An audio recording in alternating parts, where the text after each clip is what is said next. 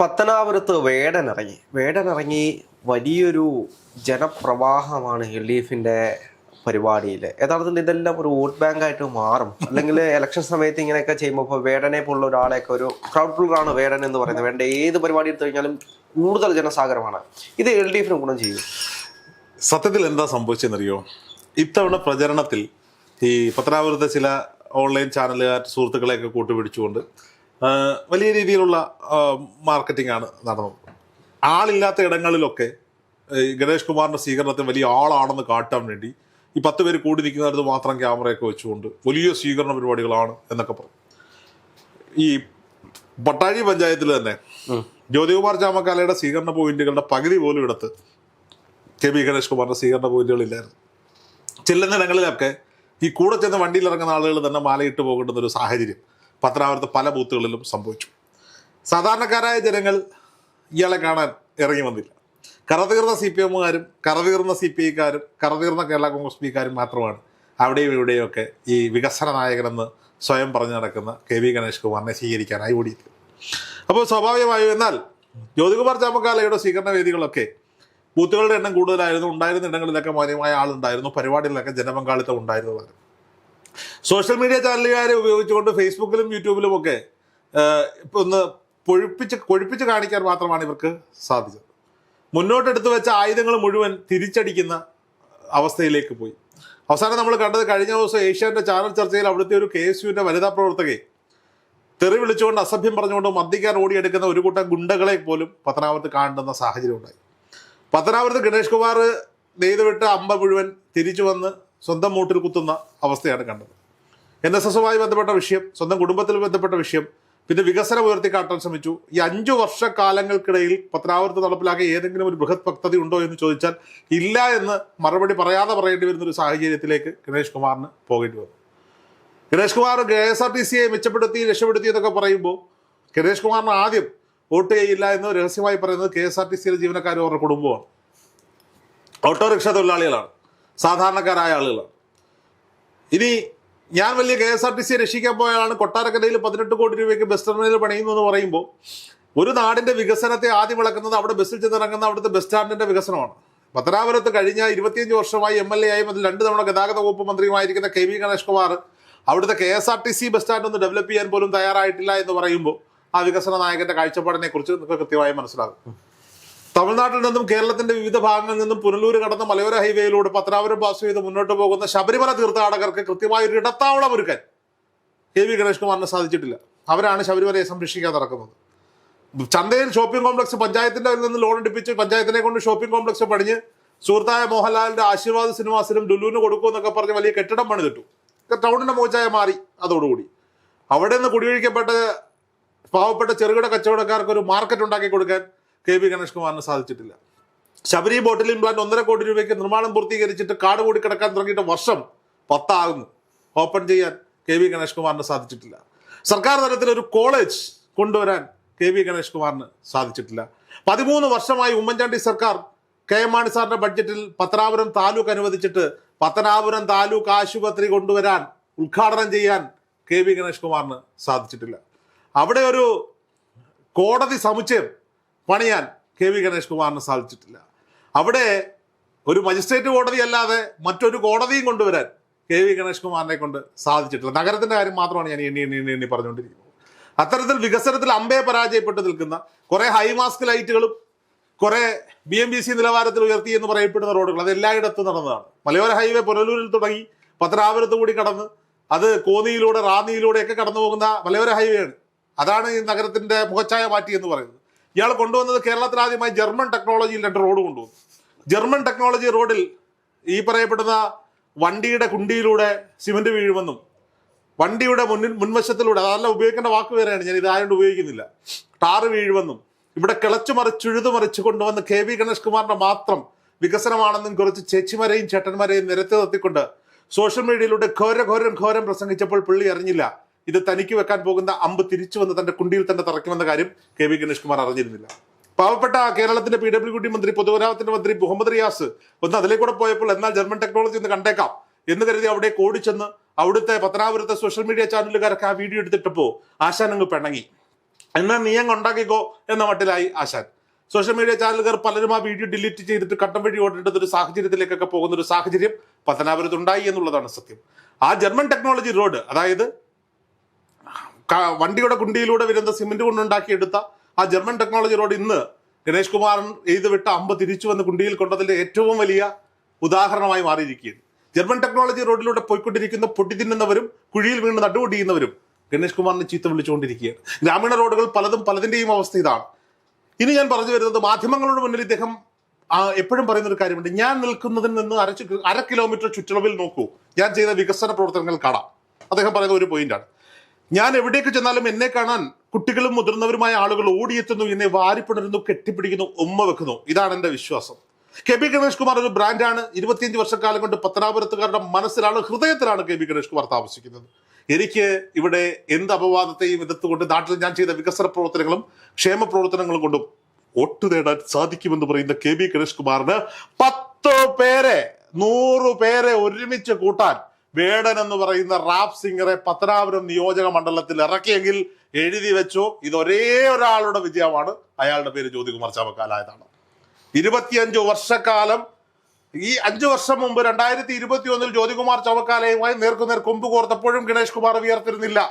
അന്ന് കറുത്ത താർ ജീപ്പിൽ മുൻ സീറ്റിൽ ഇരുന്നുകൊണ്ട് മൈക്കിൽ വോട്ട് ചോദിക്കുകയും സ്വീകരിക്കേണ്ടവർ ഇയാളുടെ അടുത്ത് ചെന്ന് സ്വീകരിക്കുകയും ചെയ്തിരുന്നെങ്കിൽ ഇത്തവണ നീലക്കോളസിലും വെള്ള ധാറലുമായി കറങ്ങി നടന്ന് വീടാന്തരം കയറി ഇറങ്ങി കാലിന്റെ ചെരുപ്പും തേഞ്ഞ് വിയർത്തൊട്ടി മുഖത്ത് ടാനും അടിച്ച് വിയർത്തുമ്പെണ്ടുന്ന അവസ്ഥയിലേക്ക് വന്നിട്ടുണ്ടെങ്കിൽ, ആ അവസ്ഥയിലേക്ക് ഒരു സ്ഥാനാർത്ഥി എത്തിച്ചിട്ടുണ്ടെങ്കിൽ അത് ഓപ്പോസിറ്റ് നിൽക്കുന്ന സ്ഥാനാർത്ഥി എടുത്ത പണിയാണ്.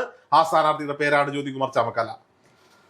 പൊളിറ്റിക്സ് സംസാരിക്കുമ്പോൾ പൊളിറ്റിക്സ് സംസാരിക്കണ്ടേ? രാഷ്ട്രീയം സംസാരിക്കുമ്പോൾ രാഷ്ട്രീയം സംസാരിക്കണ്ടേ? വേടൻ രാഷ്ട്രീയം പറയുന്ന ആളാണ്. എന്ത് രാഷ്ട്രീയമാണ്?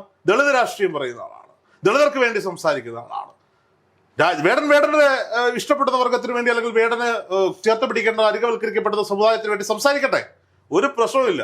വേടൻ പാട്ട് പാടട്ടെ, ഒരു പ്രശ്നമില്ല. ആ വീഡിയോ എടുത്ത് നോക്കണം. വേടൻ പാട്ട് പാടുമ്പോൾ ചെങ്ങവനാട്ടും പള്ളിമുക്കിലും കുന്നിക്കോടും പത്തനാപുരത്തും കിടക്കുന്ന ആളുകൾക്ക് ആ പാട്ട് മനസ്സിലാവില്ല. പലരും നാടൻ പാട്ട് പാട്. ആരോ പറഞ്ഞു മണിച്ചേട്ടൻ വരുന്നത്, അങ്ങനെ വന്ന ആളുകളും ഉണ്ടെന്ന് തോന്നുന്നു. അവിടെ വേടനെ അറിയാത്ത ആളുകളുണ്ടെന്നേ ഇവിടെ. ആയിരക്കണക്കിന് ആളുകൾ തടിച്ചുകൂടി. ഇത് കൂടാതെ ഇവർ കാശ് വിളിച്ചു വരുത്തിയ, കൂടെ യാത്ര ചെയ്യാൻ വിളിച്ചു വരുത്തിയ ബൈക്കുകളും സ്കൂട്ടറുകളും ഓട്ടോറിക്ഷകളും കാറുകളും വേറെയുണ്ട്. പത്തനാപുരത്തെ നേതാക്കന്മാരൊന്നും അല്ല അടുത്ത് ചേർന്ന് നിൽക്കുന്നത് കൊട്ടാരക്കരയിൽ നിന്നുള്ള നേതാക്കന്മാരൊക്കെയാണ്. ഒന്ന് ആലോചിച്ച് നോക്ക്, ഒരു സിനിമാ നടനായ ഒരു മനുഷ്യൻ, ഇപ്പോഴും സിനിമയിൽ സജീവമായി അഭിനയിക്കുന്ന ഒരു മനുഷ്യൻ, കേരളത്തിന്റെ ഗതാഗത വകുപ്പ് മന്ത്രി, പത്തനാപുരത്തിന്റെ വികസന നായകനെന്ന് സ്വയം വിശേഷിപ്പിക്കുന്ന ആൾ 10 പേരെ കൂട്ടി വോട്ട് ചോദിക്കണമെങ്കിൽ വേടനെ പോലൊരു റാപ്പ് സിംഗറെ കൊണ്ടുവരേണ്ടത്. വേടനൊരു പ്രോഗ്രാം ചെയ്യുന്നതിന് ഏറ്റവും കുറഞ്ഞത് മേടിക്കുന്നത് 17 ലക്ഷം 20 ലക്ഷം രൂപയാണ്. അപ്പൊ ഈ വണ്ടിയിൽ ഓടി നടന്ന് പാടുന്നതിന് പുള്ളി എത്ര മേടിക്കുമെന്ന് എനിക്ക് അറിയത്തില്ല. എന്തായാലും ഒരു 25 ലക്ഷം രൂപ പുള്ളി മേടിക്കും. ഇത്രയും രൂപ മുടക്കി ഒരാളെ കൊണ്ടുവരണമെങ്കിൽ ഇയാൾ എവിടുത്തെ വികസന നായകനാ? ഇയാള് പത്തനാപുരത്ത് ആരുടെ ഹൃദയത്തിലാണ് ഇരിക്കുന്നത്? ഇവിടെ ചെക്ക് വെച്ചത് ആർക്കാ? ഷാഫി പറമ്പിലിന്റെ റോഡ് ഷോയ്ക്കാണ് ചെക്ക് വെച്ചിരിക്കുന്നത്. ഇവിടെ ഷാഫി പറമ്പിൽ പാട്ട് പാടാൻ വന്ന ആളല്ല. ഷാഫി പറമ്പിലിന് സമയമില്ല. ഷാഫി പറമ്പിൽ കാസർഗോഡ് മുതൽ ഒരറ്റത്തൂടെ കറങ്ങി തിരുവനന്തപുരത്തെത്തി അവിടുന്ന് തിരിച്ച് കാസർഗോഡേക്ക് മണ്ഡലങ്ങളിൽ നിന്ന് മണ്ഡലങ്ങളിലേക്ക് ഓടിക്കൊണ്ടിരിക്കുകയാണ്. കോന്നിയിൽ നിന്ന് നേരെ വന്ന് പത്തനാപുരം കണക്ട് ചെയ്ത്, പത്തനാപുരത്ത് നേരെ കൊട്ടാരക്കര കണക്ട് ചെയ്ത്, കൊട്ടാരക്കരയിൽ നിന്ന് കുന്നത്തൂർ പോയി, കുന്നത്തൂരിൽ നിന്ന് കുണ്ട്ര പോയി, കുണ്ട്രയിൽ നിന്ന് കൊല്ലത്തേക്ക് പോകാൻ വന്ന രാഷ്ട്രീയ നേതാവാ ഒരു മനുഷ്യൻ. ആ മനുഷ്യനെ കാണാൻ 1 രൂപയുടെ എണ്ണ പോലും അടിച്ചു കൊടുക്കാതെ ആയിരക്കണക്കിന് പേര് വന്നെങ്കിൽ അതിന്റെ മേളിൽ വെക്കാൻ പറ്റുന്ന ഒരു തട്ടും വേടൻ ഇല്ല എന്നുള്ളത് തന്നെയാണ്. വേടനെ കാണാൻ വന്നവരൊക്കെ വേടനെ കാണും. ഒരു കാര്യത്തിൽ നന്ദിയുണ്ട്, വേടനെ പോലെ ഒരു അനുഗ്രഹീത കലാകാരനെ പത്തനാപുരത്ത് കാണിച്ചു കൊടുത്തു. നല്ല കാര്യമാണ്. ഇപ്പൊ വേടൻ പല പ്രോഗ്രാമുമായി ബന്ധപ്പെട്ട് നമ്മൾ സംസാരിച്ചിട്ടുള്ള ആളാണ്, കണ്ടാൽ അറിയുന്ന ആളാണ്, സൗഹൃദമുള്ള ആളാണ്. ഞാൻ അദ്ദേഹവുമായിട്ടുള്ള ഫോട്ടോസും കാര്യങ്ങളും ഒക്കെ ഞാൻ ഷെയർ ചെയ്തിട്ടുള്ള, ഞാൻ ഇഷ്ടപ്പെടുന്ന ഒരു പാട്ടുകാരനാണ്. അയാൾ എൻ്റെ നാട്ടിൽ വന്നു, സന്തോഷം.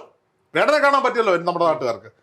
അതിനപ്പുറത്തേക്ക് കാണാൻ വന്നവരൊക്കെ വേടനെയും കാണും, ഫോട്ടോ എടുക്കും, റീല് വിടും, അവിടുന്ന് പോവും. പത്തനാപുരത്തെ ജനമനസ്സിനറിയാം, വേടനെ കാണിച്ചാൽ വോട്ടാകില്ല.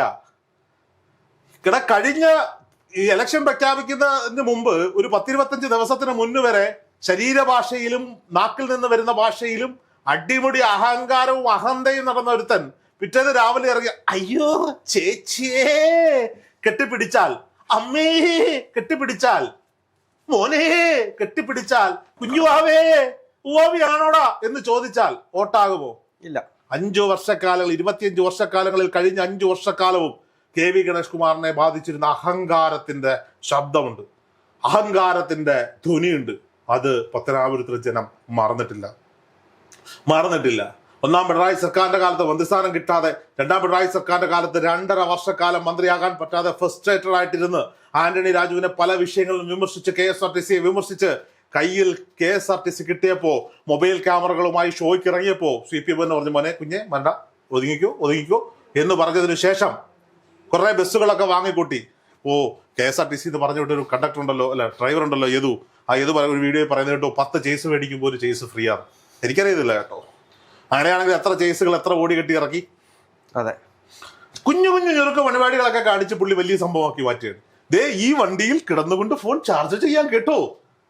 ആദ്യമായിട്ടാണോ കാണുന്നത് ബസ്സിൽ ചാർജിങ് സ്ലോട്ട്? ആണോ? ട്രെയിനിൽ വരെ ഉണ്ട്. ട്രെയിനിൽ പണ്ടേ ഉണ്ട്, ബസ്സിലില്ലേ, കാറിലില്ലേ, ഏത് വണ്ടിയിലേ ഇല്ലാത്ത ഈ വണ്ടി ഇതാണ്ട് ഇവിടെ ഞെക്കിയാൽ സീറ്റ് പുറകോട്ട് പോകും, കിടന്നു പോകാം. ഇവിടെ ഇത് കർണാടകയ്ക്ക് പണ്ടേ കാണിച്ച സാധനമാണ്. ഈ സാധനമൊക്കെ കാണിച്ച് ആളുടെ കണ്ണി പൊട്ടിയിട്ട് കുറച്ച് കളറും മാറ്റി പെയിന്റും മാറ്റി അടിച്ച് മോന് കളറടിക്കാൻ കൊടുത്തു. കുറെ വണ്ടി മോൻ കളർ ചെയ്യാൻ കൊടുത്തു, മോനും മോന്റെ കൂട്ടുകാരനും കൂടി വെള്ളക്കകത്ത് വേറെ എന്തൊക്കെയോ കളർ അടിക്കാൻ.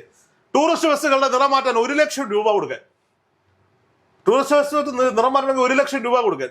അങ്ങനെ എത്ര പ്രശ്നങ്ങൾ പത്തനാപുരത്തുകാർക്ക് മാത്രമല്ല നാട്ടുകാർക്ക് മൊത്തം ദ്രോഹം ഉണ്ടാക്കി. KSRTCയിൽ ലാഭത്തിലാക്കി. KSRTC നഷ്ടത്തിലായെന്ന് പറയുന്നത് 7.5 വർഷത്തെ ഇവന്റെ ഒക്കെ ഭരണം കൊണ്ടല്ലേ നഷ്ടത്തിൽ പോയേ. എടാ KSRTCയിൽ ശമ്പളം ഉമ്മൻചാണ്ടി സർക്കാരിന്റെ കാലത്ത് KSRTC ശമ്പളം ഉണ്ടായിരുന്നു. 7 വർഷം ഭരിക്കാൻ അറിയാത്ത പിണറായി സർക്കാർ ഇവൻ ആരെ വിമർശിക്കുന്ന പിണറായിയാ. ഇനി അവിടുത്തെ CPM-കാരനോട് CPI-കാരനോട് ചോദിക്കട്ടെ, ഇവരെ വികസന നായകൻ എന്ന് പറയുമ്പോൾ 25 വർഷം കൊണ്ടാണ് പത്തനാപുരത്ത് വികസിച്ചെന്ന് ചോദിക്കുമ്പോൾ നിങ്ങളുടെ MLA ഉണ്ടായിരുന്നല്ലോ പ്രകാശ് ബാബു, അഡ്വക്കേറ്റ് പ്രകാശ് ബാബു MLA. അന്ന് പുനലൂരൊക്കെ പത്തനാപുരം നിയോജകമണ്ഡലത്തിന്റെ ഭാഗമാണ്. പിന്നെ എക്കോ ടൂറിസം പ്രൊജക്ട് തെന്മലയിൽ കൊണ്ടുവരുന്നത് ഇന്ത്യയിലെ ആദ്യത്തെ എക്കോ ടൂറിസം പ്രൊജക്റ്റാ. ആരാ കൊണ്ടുവന്നേ? സഖാവ് പ്രകാശ് ബാബുവാ കൊണ്ടുവന്നേ.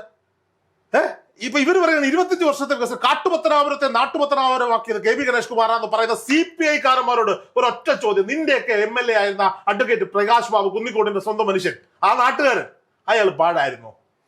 ഇവിടെ CPI-കാരനോടാ ചോദിക്കുന്നത്. നെഞ്ചത്ത് കൈവച്ച് നീയൊക്കെ പറയണം. നീയൊക്കെ ഘോരഘോരം പ്രസംഗിക്കുന്നുണ്ടല്ലോ. പത്തനാപുരത്തെ നാട്ടുപത്തനാപുരമാക്കി വികസനത്തിന്റെ പാതയിലേക്ക് കൊണ്ടുവന്നത് KV ഗണേഷ് കുമാർ. അപ്പൊ പ്രകാശ് ബാബു ആരായിരുന്നു? എന്റെ ചോദ്യമാ. നിന്റെ നാട്ടുകാരനല്ലേ പ്രകാശ് ബാബു? ഞാൻ ഇവിടെ CPI-കാരനോട് ചോദിക്കുകയാണ്. CPM-മാരുടെ പാർട്ട്ണർ പറ, അവന്മാരോട് ചോദിക്കുന്നില്ല. അവർക്ക് പത്തനാപുരത്ത് ഒരു കാര്യമില്ല. അപ്പോ 15 വർഷക്കാലം UDF-ന്റെ കുഞ്ഞിനെ പോലെ കൊണ്ടു നടന്നു. ആന്റണി സർക്കാരിന്റെ കാലത്തും ഉമ്മൻചാണ്ടി സർക്കാരിന്റെ കാലത്തും. ഉമ്മൻചാണ്ടി സർക്കാരിന്റെ കാലത്ത് ചോദിച്ചത് മൊത്തം കൊടുത്തു. എന്തൊക്കെ ചോദിച്ചോ അത് മൊത്തം കൊടുത്തു. പാലങ്ങൾ ചോദിച്ചു കൊടുത്തു, താലൂക്ക് ചോദിച്ചു കൊടുത്തു, എല്ലാം കൊടുത്തു. അവസാനം ഉമ്മൻചാണ്ടിയുടെ വേറെ വാക്ക് എന്റെ വായിൽ വരുന്നത്, ഞാനത് പറയുന്നില്ല, ഉമ്മൻചാണ്ടിക്കിട്ട് തിരിച്ചു കൊടുത്തു. എത്ര കാലം ജീവിച്ചിരിക്കേണ്ട മനുഷ്യരാ. മനസ്സ് നൊന്ത് അസുഖബാധിതരായി പോയ മനുഷ്യനല്ലേ. അതെ, ഇതൊന്നും പത്തനാപുരം മറന്നിട്ട് ഒരു വേടന്റെയും. ഞാൻ രാവിലെ ഒരു വീഡിയോ പറഞ്ഞതുപോലെ വേടനെ അല്ല, മൈക്കിൾ ജാക്സനെ കൊണ്ടുവന്ന്, മരിച്ചുപോയ മൈക്കിൾ ജാക്സനെ തിരിച്ചു കൊണ്ടുവന്ന് നിർത്തി പാട്ട് പഠിപ്പിച്ചാലും പത്തനാപുരത്തെ ജനം എഴുതി വെച്ചിട്ടുണ്ട് ആർക്ക് വോട്ട് കൊടുക്കണം. റോഡ് ഷോ നടത്തി നാട് കിടുങ്ങി. സന്തോഷം, കിടുങ്ങട്ടെ. ആവേശം വന്ന നമ്മുടെ നാട്ടിൽ ഇങ്ങനെ ഒരു ആവേശം. ഇയാൾക്ക് 10 പേരെ കൂട്ടണമെങ്കിൽ ജ്യോതികുമാർ ചാമക്കാരെ ചിലയിടത്തൊക്കെ ആളുണ്ട്. പിന്നെ വന്നത് ഷാഫി പറമ്പില്ല. കോൺഗ്രസ്സുകാരല്ലാതെ ഒരാളും വന്നില്ല. അതെ, ഇനി രേവന്ത് റെഡ്ഡി വരുന്നുണ്ട്. എടാ സച്ചിൻ പൈലറ്റ് വന്നിട്ട് അവിടെ ഒരു ബൂത്ത് സമ്മേളനത്തിന് സംസാരിച്ചിട്ട് പോയി. സച്ചിൻ പൈലറ്റും 10 പേരും രാജസ്ഥാൻ മുഖ്യമന്ത്രി ആയിരുന്നല്ലോ. നമ്മൾ അതിനൊക്കെ അങ്ങനെ കണ്ടുള്ളൂ. മോശമെന്നല്ല ഞാൻ പറയുന്നത്. അവര് വന്നു, പാർട്ടി അയച്ചു വന്നു, അവർക്ക് വേണ്ടി വലിയ വേദിയൊന്നും ഒരുക്കിയില്ല. അപ്പോഴാണ് ഇവിടെ വേറെ ആരെ കൊണ്ടുവരാൻ പറ്റും? നിങ്ങൾക്ക് ആരെ കൊണ്ടുവരാൻ പറ്റും പത്തനാപുരത്ത്? CPM-ന്റെ M സ്വരാജിനെയാ. കേരള കോൺഗ്രസ് ബിയില് അച്ഛൻ മരിച്ചതിന് ശേഷം മാത്രമേ ഉള്ളല്ലോ. ഇനി ഗണേഷ് കുമാറിന് അടുത്ത തവണ മത്സരിക്കാൻ പറ്റിയില്ലെന്ന് വെച്ചോ, ആരെ മത്സരിപ്പിക്കും? ഈ കൂടെ നടക്കുന്ന ഏതെങ്കിലും ഒരുത്തിനെ മത്സരിപ്പിക്കുമോ? അല്ല, ഇതോടെ ഞാൻ ചോദിക്കുന്നതല്ല. കഴിഞ്ഞ ദിവസം അവിടെ മക്കളെ അവതരിപ്പിച്ചു 2 പേരെ. മക്കൾ ഇദ്ദേഹത്തിന്റെ കൂടെയാണെന്നുള്ള പല വീഡിയോകളും നമുക്കറിയാം. അത് അമ്മയുടെ അച്ഛനെ മക്കളാണ്. അച്ഛനെ എന്ത് പ്രശ്നം ഉണ്ടെങ്കിലും ഇവരെ വിടില്ല. ഞാൻ കുറ്റം പറയല്ല. ഇനി എന്തെങ്കിലും ഒരു പ്രശ്നം ഉണ്ടായ ഗണേഷ് കുമാറിന് പകരം മത്സരിക്കാൻ പോകുന്ന മൂത്ത മോനാ. ഇതൊന്ന് കുടുംബ സ്വത്തോ മാറ്റി കൊടുക്കുക. ഈ കൂടെ ജയ് വെളിച്ചും ഇവന്റെ തുണിയിലേക്ക് കൊടുക്കുന്ന മണ്ഡലം വേറെ ആർക്കും കൊടുക്കുന്നില്ല. അത് CPM തിരിച്ചേറ്റെടുക്കുന്നതിന്റെ ഒരു യാഥാർത്ഥ്യമാണ്. ഞാൻ പല CPM-മാരോടും തോറ്റാനുള്ള കാര്യം തോറ്റു കഴിഞ്ഞാൽ ആ മണ്ഡലം LDF ഏറ്റെടുക്കും, CPM ഏറ്റെടുക്കും. അല്ലെങ്കിൽ ഈ പറയപ്പെടുന്ന പുനലൂർ നിയോജകമണ്ഡലംകാരൻ എന്തുകൂടെ പത്തനാപുരത്ത് കാര്യം? ആ പുള്ളി അവിടെ വീട് മേടിച്ചിട്ടുണ്ട് MLA ഓഫീസിന്റെ, പുള്ളി അവിടെ കിടക്കത്തൊന്നുമില്ല. അതുകൊണ്ട് അതൊക്കെ വിട്, വേടനല്ല. സ്വാഭാവികമായിട്ട് ഇപ്പോൾ തെരഞ്ഞെടുപ്പാണ്, ജ്യോതികുമാർ ചാമക്കാല ആണെങ്കിലും അദ്ദേഹം വിളിക്കുന്നത് വരുത്തുന്ന ജ്യോതികുമാർ ചാമക്കാലയെ വിളിക്കുന്നത്. രണ്ട് വരുത്തന്മാര് പത്തനാപുരത്ത് മത്സരിക്കും, അത്രേ ഉള്ളൂ. BJP സ്ഥാനത്ത് NDA സ്ഥാനത്ത് ആരാന്ന് പറയുന്നത് രണ്ടുപേരും വരുത്തന്മാരാണ്. രണ്ടുപേർക്കും ഇപ്പോൾ വോട്ട് പത്തനാപുരത്താണ്. ജ്യോതികുമാർ ചാമക്കാല 5 വർഷമായിട്ട് പത്തനാപുരത്ത് താമസക്കാരനാണ്. അയാൾ അവിടെ സ്ഥിരതാമസമാക്കാനുള്ള പരിപാടിയാണ്. ഇത്തവണ ജയിച്ചാലും തോറ്റാലും വീണ്ടും പോകില്ല എന്നാണ് പുള്ളി പറയുന്നത്. തോക്കത്തില്ല, പുള്ളി 10,000 വോട്ടിന് ജയിക്കുമെന്ന് തന്നെയാണ് പറയുന്നത്. ഞാൻ പറയട്ടെ, വേടനല്ല, ഇനി ആര് വന്നെന്ന് പറഞ്ഞാലും വേടനെ കാണാൻ വരും. എന്റെ മനസ്സിൽ നമുക്ക് ഗണേഷ് കുമാർ എന്ന് പറഞ്ഞാൽ നമ്മുടെ മനസ്സിലൊരു സങ്കല്പമില്ലേ? ഞങ്ങളുടെ നാട്ടുകാർ കാര്യം എന്ന് പറഞ്ഞാൽ ഓപ്പോസിറ്റ് ചേരി നമുക്ക് ഇഷ്ടമുണ്ടോ ഇഷ്ടമില്ലോ എന്നുള്ളത്. നമ്മുടെ MLA, നമ്മുടെ മന്ത്രി സിനിമാണൻ, അയാൾക്കൊക്കെ 10 പേരെ കൂട്ടാൻ വേണ്ടി ഒരു പാട്ടുകാരനെ കൊണ്ടുവരണം എന്ന് എന്തൊരു അവസ്ഥ! ഇത് കഷ്ടമല്ലേ? അല്ല, ഒരുപാട് കഷ്ടപ്പെടുന്നുണ്ട് അദ്ദേഹം. ഞാൻ വളരെയധികം ഈ തെരഞ്ഞെടുപ്പിൽ ഏറ്റവും കൂടുതൽ കണ്ടൊരു കാര്യമാണ് അദ്ദേഹം കഷ്ടപ്പെടുന്നത്. അദ്ദേഹം പുറത്തിറങ്ങി നടക്കുന്നു. ഞാൻ ചോദിച്ചതല്ല രാഹുൽ, ഞാൻ ചോദിച്ചത് ഉത്തരം പറ. ഇത്രയും വലിയ നീ കൊണ്ട് കാസർഗോഡ് എന്നാലും ഏതാ പറഞ്ഞല്ലോ ഗണേഷ് കുമാറിന്റെ പത്തനാപുരം എന്ന് പറയാം ഇല്ലേ?